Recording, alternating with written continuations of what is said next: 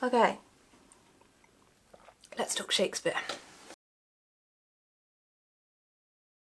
Hi, I'm Vicky. I'm a writer working in children's publishing, and I am really into both reading and theatre. Until a couple of days ago, it had been about 9 years since I'd last seen a Shakespeare play. To contextualise that, it was The Tempest, which I mainly wanted to see because Colin Morgan from Merlin was in it, and thanks to the Merlin fandom, my photos of the bows became my most popular post ever on Tumblr. I ended up absolutely loving it, and it remains to this day one of the best things I've ever seen on stage. But then for whatever reason, I didn't go and see any more. And then I saw that the production of As You Like It at the new West End Theatre at Soho Place was getting great reviews. And one of my New Year's resolutions is to really try and make the most of working in London, so I booked myself a ticket for the last week of the run. This was a play I knew hardly anything about, so I decided to do what I did with The Tempest and read it before I went to see it.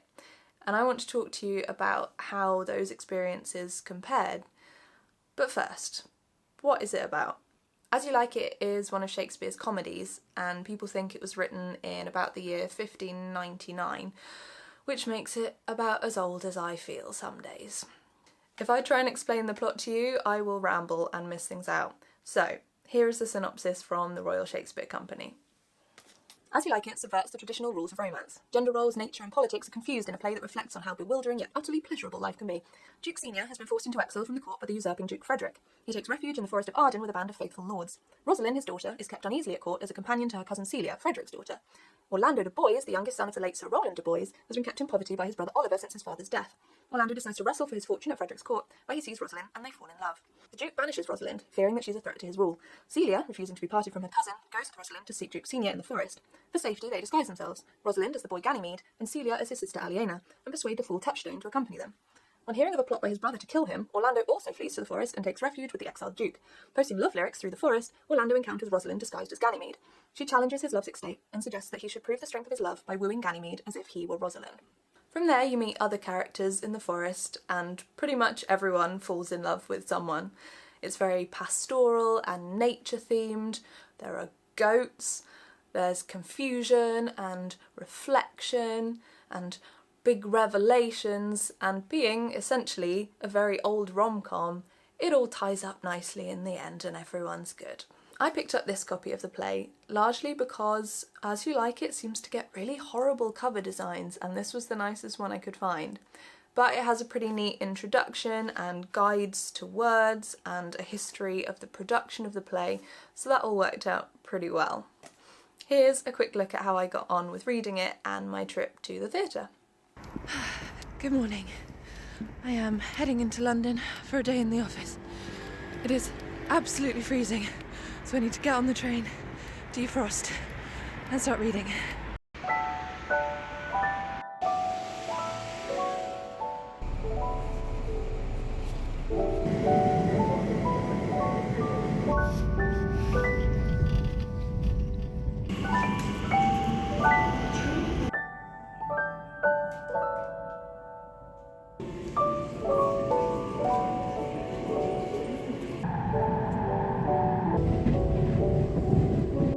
So, thanks to the trains being super delayed, it's taken me nearly 2 hours to get home from work, which isn't fun, but it does mean I've almost finished reading the play, and I should be able to get it done tonight.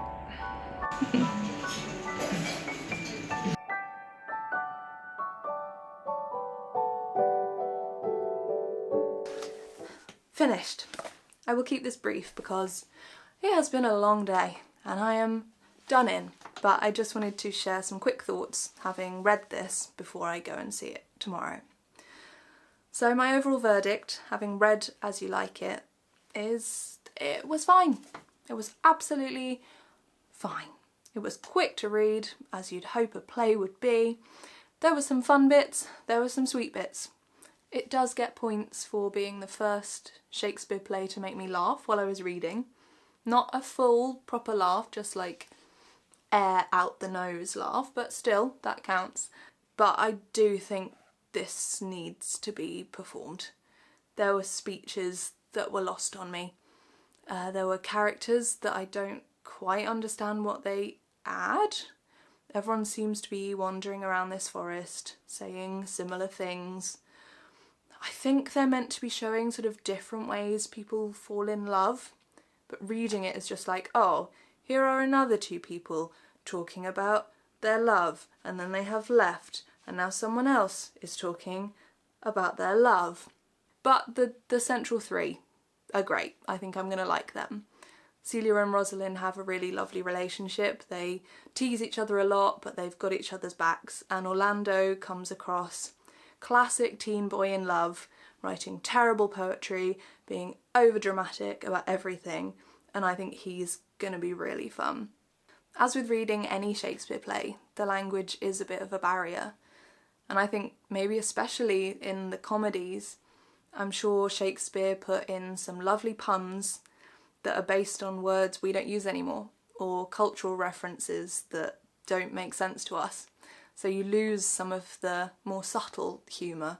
I say subtle, there's a lot of dick jokes in this one, which I only know about because this edition, thankfully, comes with little guides to all the words that we don't use anymore. But hopefully on the stage, with the delivery and the physicality and expression, they can put some of the humour back in that is lost to us from the page. I'm going to trust in them. This happened with The Tempest. I read The Tempest, I thought, that was not funny. And I went to see it and I was crying because I was laughing so hard. So I know now that this is how it works. Shakespeare is funnier on stage than on paper. The show is tomorrow night and I will come back to you once I've seen it. But for now, I need to go to bed, so see you after the show.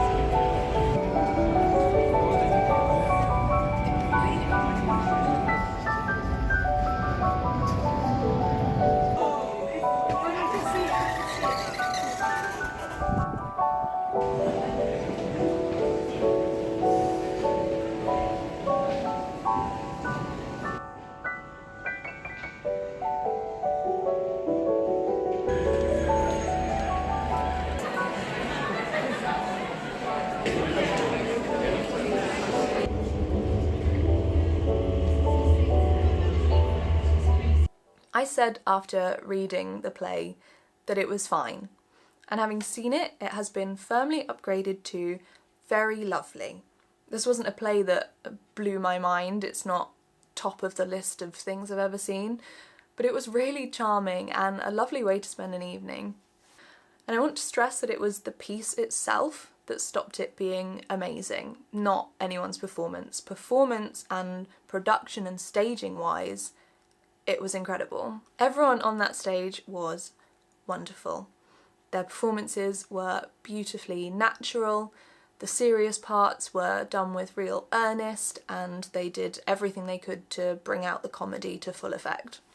It was also a great cast in terms of representation, with non-binary, trans and deaf actors and actors of colour in lead roles and the ensemble, which I think is super important in a play that centres around identity and a setting where the characters find themselves free for the first time to really explore who they are and what they want and how they fit into the world. As I'd hoped, their delivery really helped to overcome some of the language issues. The way they interacted with each other, their physicality and intonation made all the characters a lot more distinct and made the story easier to follow. Mostly. There were still some speeches that passed me by. I do think the actor playing Touchstone the Jester had a really hard job because that character just isn't funny now, and I think that comes down to the words and the things he's referencing. he had to rely a lot on slapstick and physical comedy to make this person who was meant to be professionally funny actually come across as funny.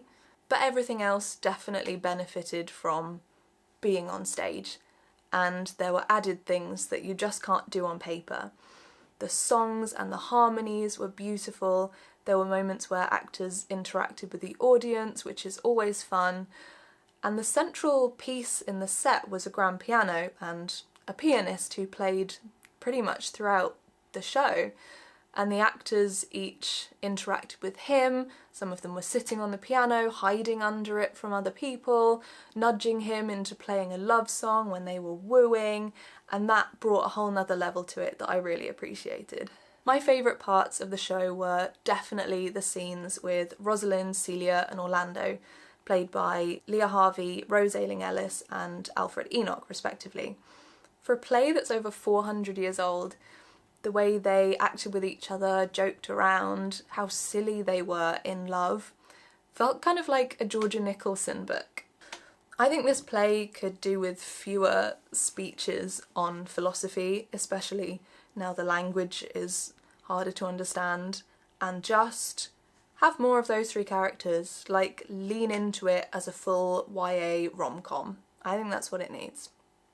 Given how long ago she was written, Rosalind is a great main character. She has real gumption, and Leah Harvey gave her so much spirit. Honestly, they sparkled in that role. The end of this play gives real pantomime vibes. There's a quadruple wedding, the bad guys change their ways, and everyone sings and does a dance. It sounds so silly, and it is. That's kind of the point. But I smiled through the whole of the last scene. It's just so unashamedly joyous. I also love the fact that Rosalind doesn't do the big costume change at the end of this production.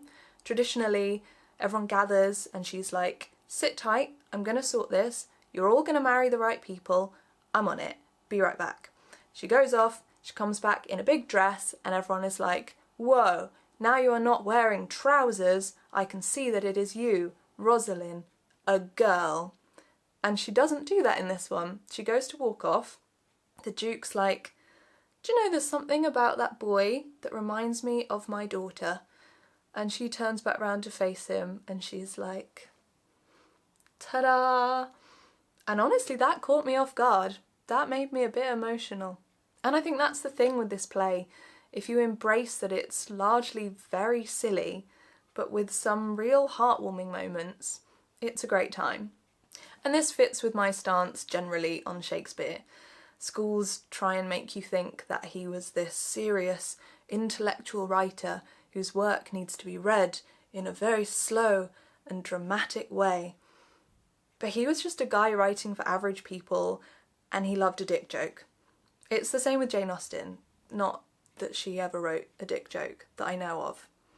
But her work was meant to be poking fun at society and the upper class, and it's read like it's serious, and I think that loses so much, and it really cuts you off from a lot of literature if you come at it from the point of view that everyone was writing serious pieces, when a lot of them weren't. They were either just trying to make people laugh, or they were trying, through comedy, to comment on the way the world around them was at the time. So if school put you off Shakespeare, I get it, but I would encourage you to give one of his plays a try if there's a production near you. These were written to be seen, not read, and maybe it'll come across better if you see it the way it's meant to be consumed. And I think I'm going to keep this up, reading a Shakespeare play and then going to see it. Gives me the chance to look up all the bits I don't understand so that I can keep up better when I see it. And I might try it with other plays, actually, because I really haven't read that many, and maybe that needs to change. Anyway, those are my thoughts on As You Like It. If anyone else saw this production or another production, I'd love to know what you thought. And if anyone can recommend a great intro Shakespeare for people that aren't sure it's for them, drop it in the comments, that would be super helpful. And I will see you around. Thanks for watching.